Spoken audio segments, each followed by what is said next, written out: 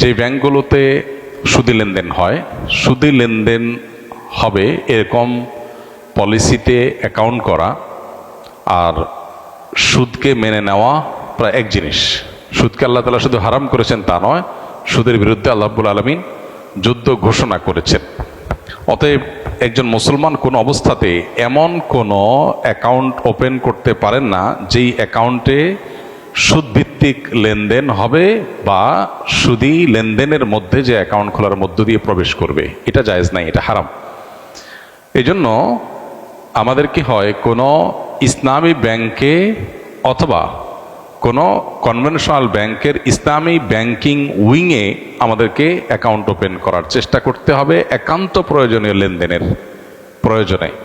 যেহেতু টাকা পয়সা ঘরবাড়িতে বা অন্য জায়গায় আমরা রাখাটা আমাদের জন্য নিরাপদ না, ব্যাংকে লেনদেন করাটা আমাদের আজকের বাস্তবতায় অনেক ক্ষেত্রেই অপরিহার্য বা বিকল্প নাই। তো এরকম পরিস্থিতিতে আমরা চেষ্টা করব ইসলামী ব্যাংকিং হয় যে উইন্ডোতে, যে ডিপার্টমেন্টে বা যে বিভাগে সেখানে অ্যাকাউন্ট খোলা, কিংবা সরাসরি কোনো ইসলামী ব্যাংকে অ্যাকাউন্ট খোলা। এখানে একটা কথা খুব জোরে সোরে আসে বা আসবে, সেটা হলো যে প্রচলিত ইসলামী ব্যাংক অথবা ইসলামী ব্যাংকিং হয় যে সমস্ত কনভেনশনাল ব্যাংকগুলোতে, সেগুলোতে আসলে কতটা ইসলামী ব্যাংকিং হয়। তো এটার উত্তর খুবই সহজ, যে পরিপূর্ণভাবে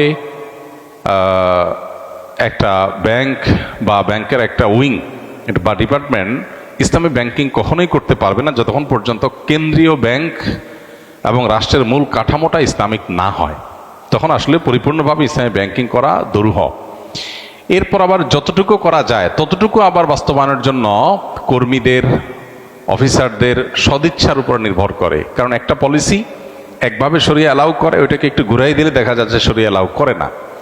তো অনেক সময় একটু ঝামেলা পোহাতে কেন যাব, সেই চিন্তা থেকে অনেকে জিনিসটাকে এক মনে করেন, অথবা তার দ্বীনি চেতনায় দুর্বল হওয়ার কারণে তিনি হারাম পদ্ধতিতে লেনদেন করে ফেলেন। তো এরকম বহু সমস্যা ইসলামী ব্যাংকিংয়ে বা ইসলামী ব্যাংকগুলোতে, ইসলামী ব্যাংকিংয়ের উইং আছে যে সমস্ত ব্যাংকগুলোতে, কমার্শিয়াল ব্যাংকগুলোতে, সেগুলোতে এরকম সমস্যা হয়। এরপরও কেন আমরা সেই সমস্ত জায়গায় অ্যাকাউন্ট খোলার কথা বলছি?